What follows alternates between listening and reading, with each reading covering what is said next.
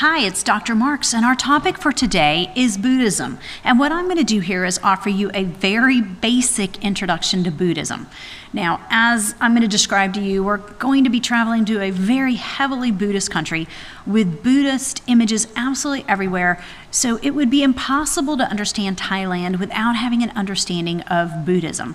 But my own understanding of Buddhism is relatively limited, so this is based on my understanding, and we will certainly have the opportunity to ask more questions to both of our guides, and of course, if we happen to come across any monks along the way. So let's begin. So the first thing I want to point out is that you've got this lotus flower on my main page of this presentation, and you're going to come across the lotus flower a number of times. It probably will be folded up to look a little different, but this is one of the most important symbols of Buddhism, outside of course the Buddha images. It is a symbol of enlightenment. So as we go to various temples, you can bless yourself with water using a lotus flower. Be on the lookout for this symbol and lotuses, which we should see all over the place. So what we're talking about is Theravada Buddhism. That's the kind of Buddhism that is practiced in Thailand.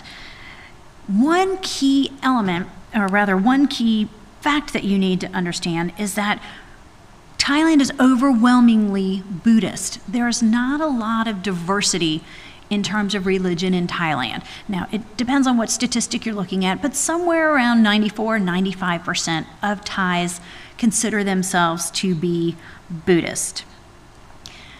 And interestingly, Buddhism is a religion that's supported and protected by the government. And that's something we're not used to thinking about, a government-supported religion.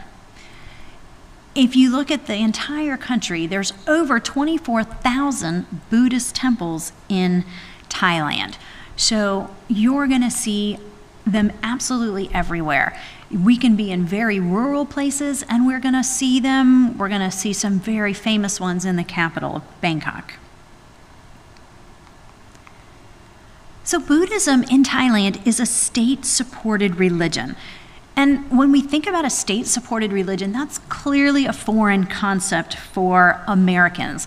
Obviously, in the United States, there is no state-supported religion. In fact, we take great measures to have a separation of church and state, and that comes up, a lot in our country, from things as simple as, Pledge of Allegiance, having, language in it that is religious, to prayer in school.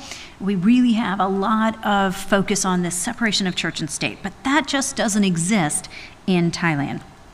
So as a state-supported religion, this means that taxpayer funds are going to go into the fostering of this religion. Now, you can imagine that this is an enormous expense for the country. So as I've said, there's no separation of church and state in Thailand as there is in the United States.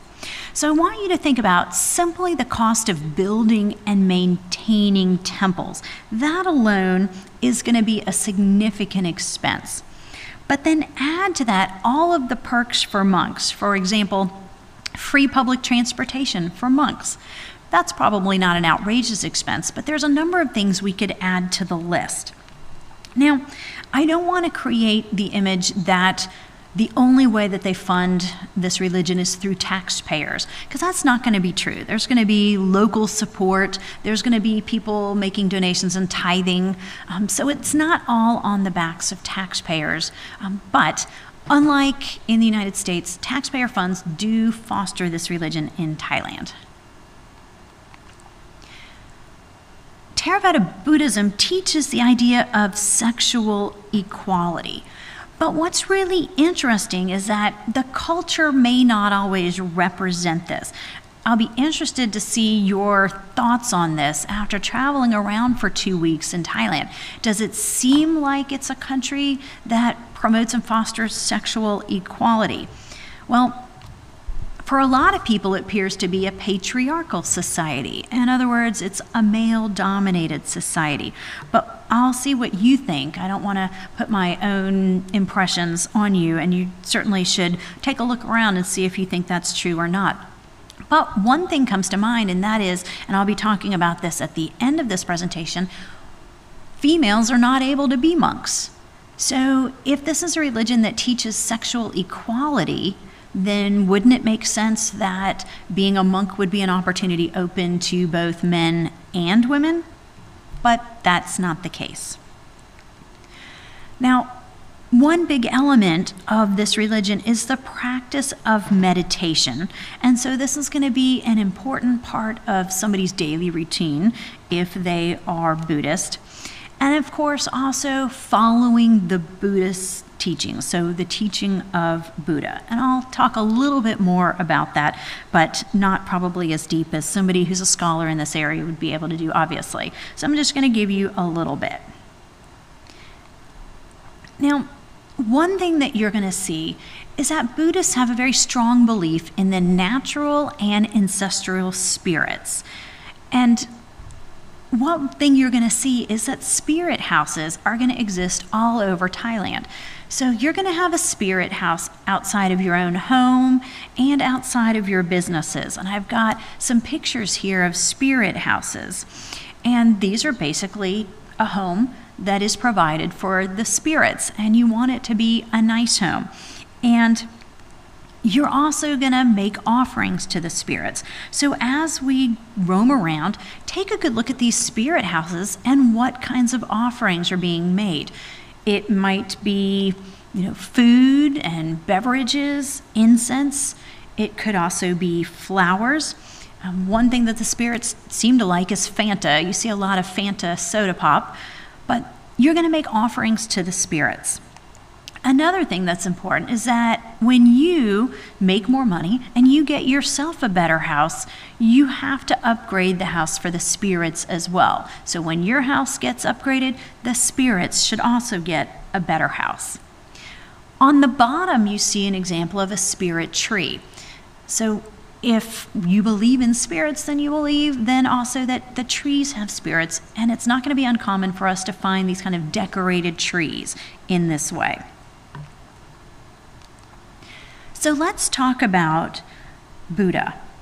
The first thing to acknowledge is that Buddha is not a god. So when we think about God in our religions that most people practice in the United States, Thais are not really praying to a god.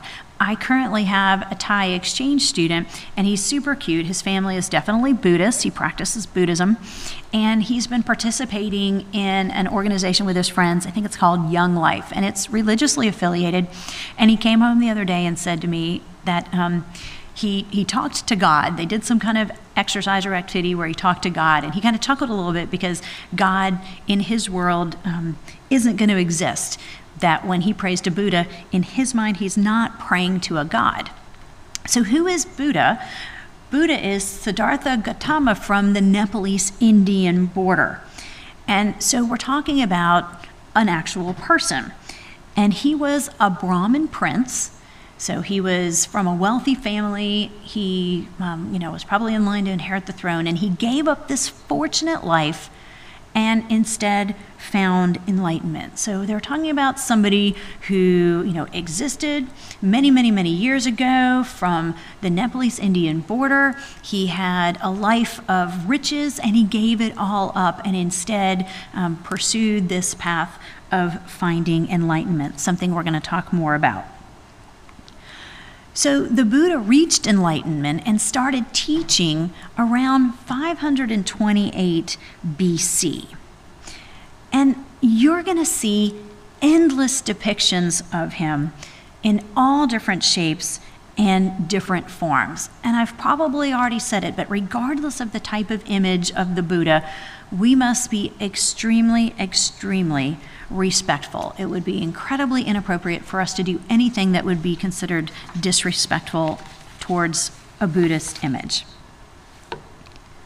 So there are lots of different depictions of the Buddha, and I always get a little chuckle because sometimes he's happy and sometimes he's laughing, but sometimes he's weeping, right? So look at that middle bottom picture, and he's got his head down in his hands. So he's got this range of emotions. Sometimes you'll find a meditating Buddha, like the one on the bottom right, And then there are reclining Buddhas, as you see the one in the bottom left. And there are some very large reclining Buddha figures. We're going to be taking you to one of the largest. And one thing that interests me, and I'd like to learn a little bit more, is, why does physically he look so different? Sometimes he's portrayed as being incredibly fat, and sometimes he's portrayed as being very thin. And I want to know a little bit more about this, but we'll try to see how many of these different Buddhist images we can actually find. Now, if we look at the different countries that practice Buddhism by the number of people, just sheer number of people, we see the top 10 Buddhist countries. China's number 1, Thailand's number 2, but then it's followed by Japan, Burma, Sri Lanka, Vietnam, Cambodia, South Korea, India, and Malaysia. So what that tells us is we see a lot of Buddhism practiced in Asia.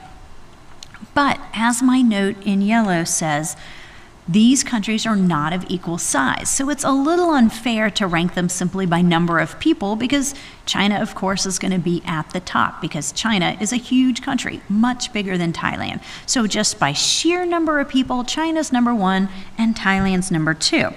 So somebody gave me this data, but of course the economist in me says, well, that's not really the best way to think about it. So instead, I pulled the data by percentage of population. So it doesn't matter what size your population is, what percentage of your population is practicing Buddhism. And so you see here, ranked from left to right, the number 1 country that has the highest proportion of people practicing Buddhism is Thailand. So it's no longer China. So China has the most Buddhists. But when you look at percentage of the population practicing Buddhism, China doesn't even make the list. So while China's a huge country and has a lot of Buddhists, it's not overwhelmingly Buddhist.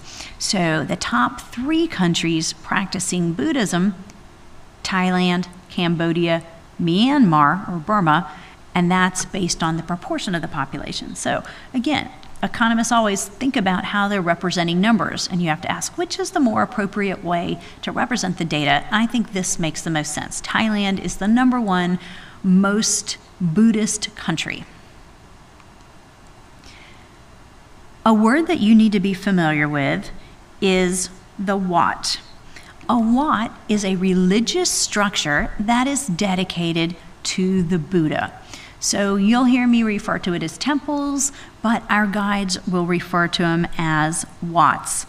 And interestingly, Wats come in all shapes and sizes, and they have very different architectural details. So here's 3 of them. The white one's very famous. We won't be getting to the white one, but it almost looks like it's, from the Disney movie Frozen, right? It looks like it's got icicles all over it. We will be getting to the other 2. And so some of them are Chinese inspired, some of them are very traditional Thai, some of them are very ornate, others aren't. They're really, really interesting that they come in all shapes and sizes, and they're very, very different. Now, our guides would probably take us to 500 watts if we asked them to, and they would definitely enjoy doing it. I personally don't want to go to 500 watts, but we will go to enough so that you get a good sense of it. So it might be 4 or 5 watts that we'll visit, but we'll try to limit it to the ones that are particularly interesting. Now, the most famous ones that we're going to be going to, these are free for Thais. Well, they're all free for Thais, but the most famous ones that we're going to be visiting are going to be free for Thais, but there's a charge for tourists. So I didn't say that in the most straightforward way. Let me start again and be clear. Wats are free for Thais, but the most famous Wats, while being free for Thais, will have a charge for tourists. So what that means is when we are in Bangkok, we will pay an admission fee to get in to see some of these famous Wats. And of course, that makes sense because they've got a lot of upkeep. However, this is just a small fraction of all the Wats in Thailand. There's not many Wats in Thailand that are going to charge you. In some of the more touristy areas, in the most impressive Wats, you might have a charge, but the average Wat, especially the one in smaller towns and off the beaten path, certainly aren't going to have fees. Most of them are going to be free to visit. So what point I'm trying to make is that in total, these Wats don't pay for themselves on the backs of tourists. Some Wats bring in a lot of money from tourists, but the average Wat is not bringing in a whole lot of money on the backs of tourists. And so if you're not really funding your Wat on the backs of tourists, then that means you're going to be using some taxpayer dollars and also a lot of local support. So people in a local community will make donations to support their own local Wat, just like a lot of you might tithe to a church if you're very active in a church. So let's talk about the teachings of the Buddha. The word Dharma, you might come across it, is a word that's used to refer to Buddha teachings.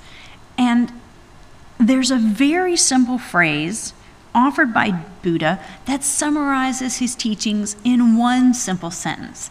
And it's simply saying, I teach on suffering and the way to end it. And that's essentially what Buddha's teachings are all about. I teach on suffering and the way to end it. So Buddha's teachings are based on the Four Noble Truths. And truth number one is that life means suffering. And number two is that the origin of suffering is attachment. But this is something created by man. So life means suffering, and suffering comes from attachment, and not an idea or concept that's been created by man. Buddha goes on to suggest that the cessation of suffering is attainable. In other words, we can end our suffering. And there's an eightfold path to the end of suffering, that if you follow the eightfold path, it will hopefully lead you to the end of suffering, which he calls enlightenment. So life means suffering. The origin of suffering is attachment, where attachment is created by man. The cessation of suffering is attainable. We're able to end our suffering by following the eightfold path, which hopefully results in enlightenment, or the end of suffering.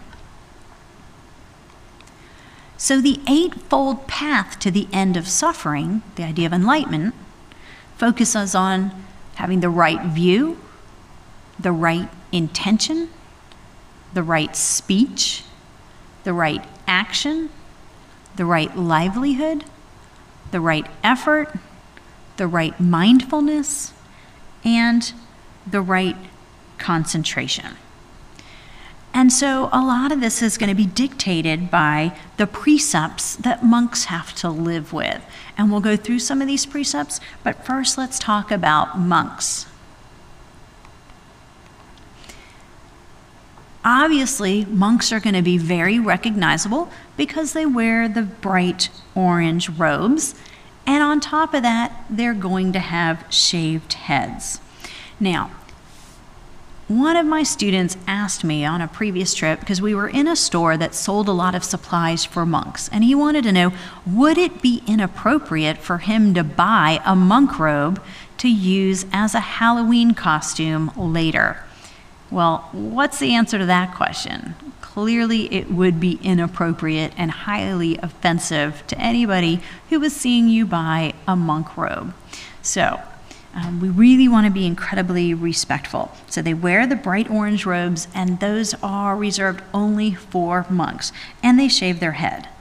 Now, adolescents can join temporarily as what they call novice monks. And many years ago, young boys might become novice monks in order to receive an education.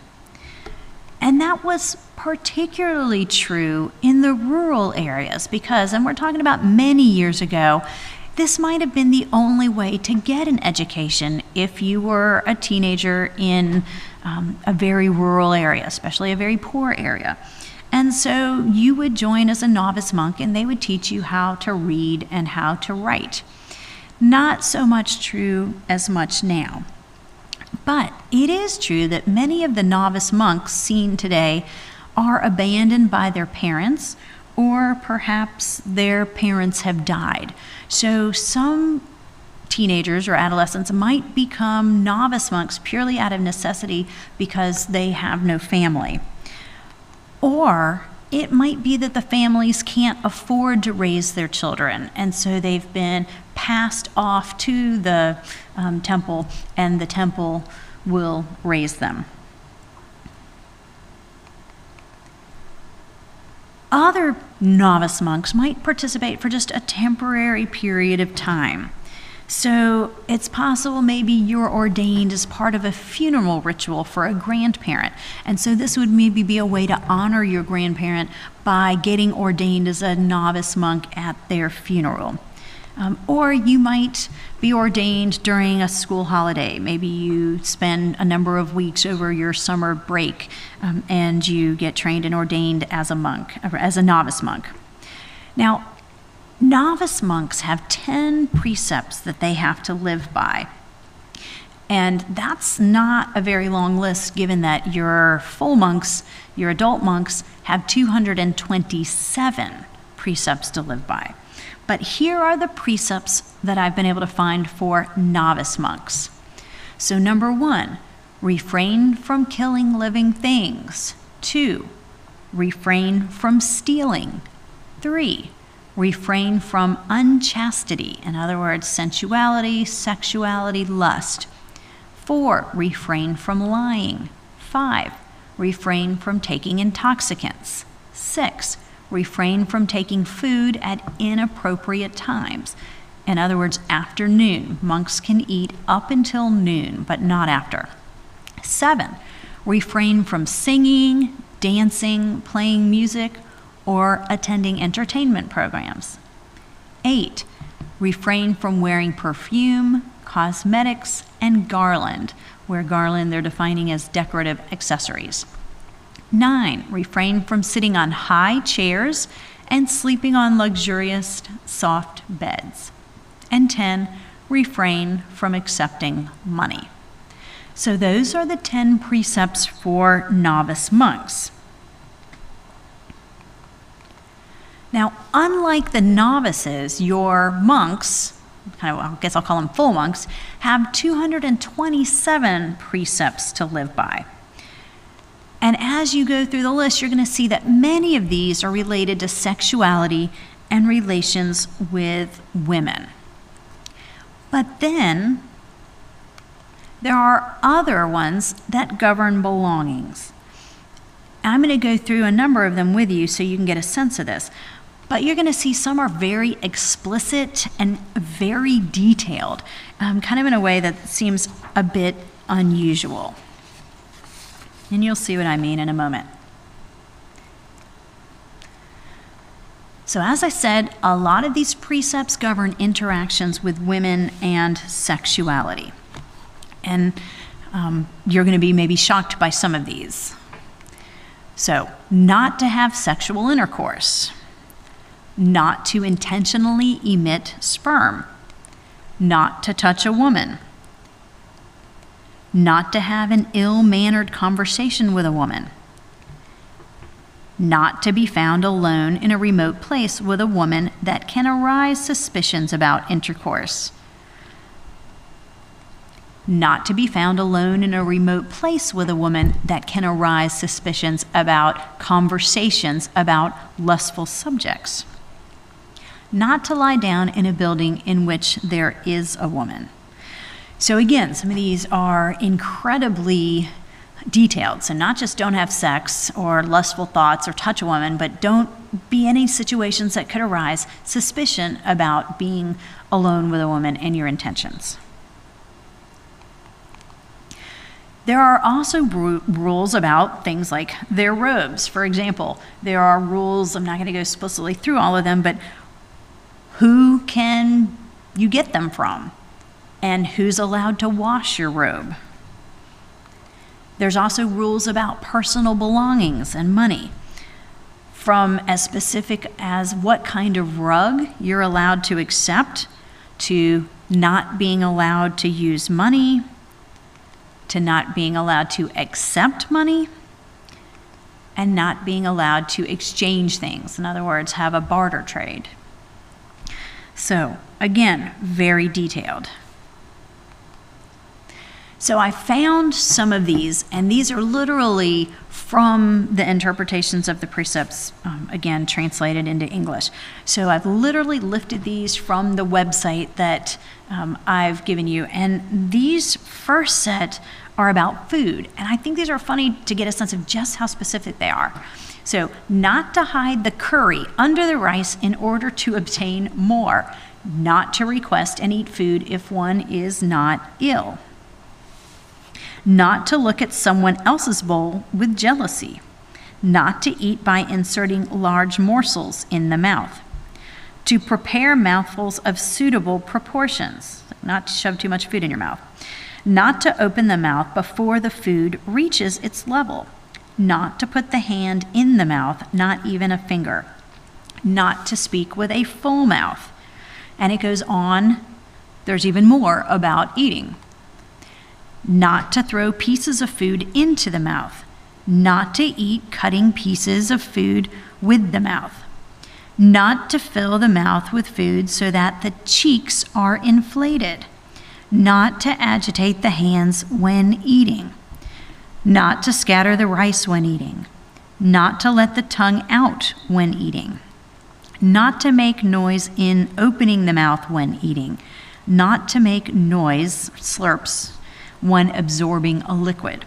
So I throw these out there so you can understand when there are 227 precepts to live with, a lot of these are on the same theme. So you might have been thinking, wow, 227 precepts, but right here there were, 4, something like 8, 9, 10, 11, 12, something like 15 or 16 just related to manners involving how you eat.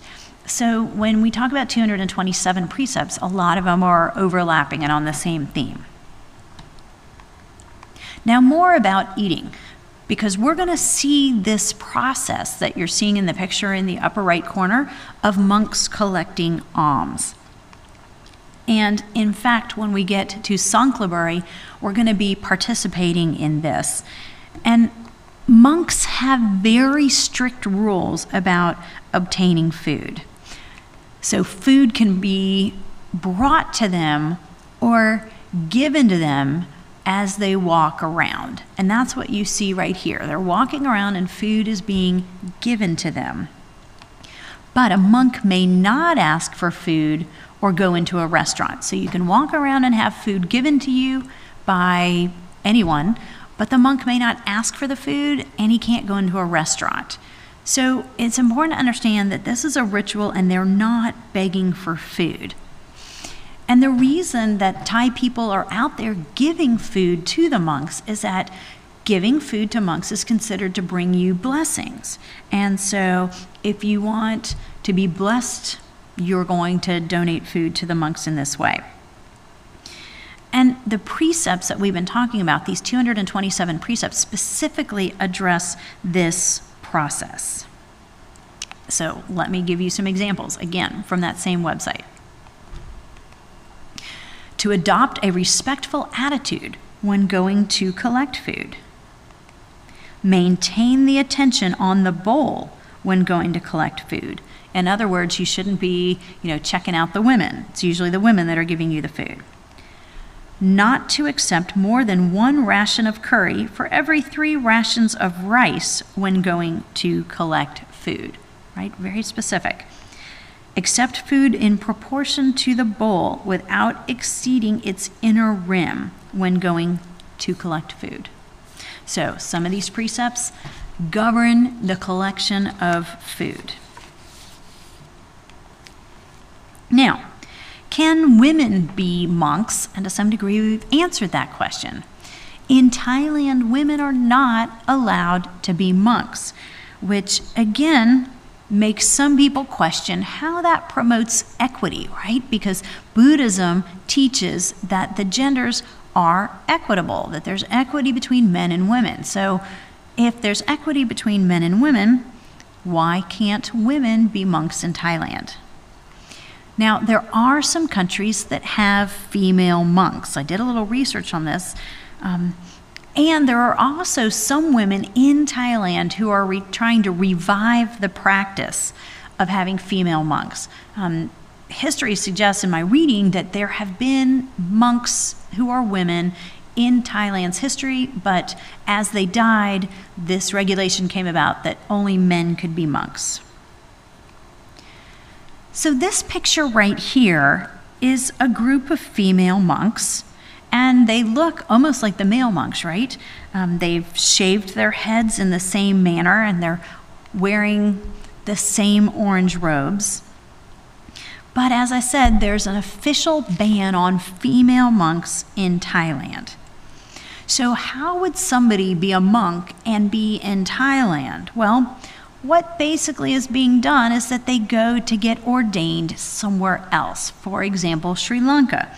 You can go to Sri Lanka and get ordained as a monk. But when you return to Thailand, the ordination is not going to be recognized within Thailand. So while these women are in Thailand and they are monks, it's going to be a group that's not recognized in Thailand. So I did find that there is an all-female temple or wat near Bangkok. I think it might have actually been in Bangkok, and it's operating, but we would have to learn a little bit more about how they get their financing because they're not going to be recognized by Thailand. I don't know if the communities would embrace them in the same way as they would the male monks.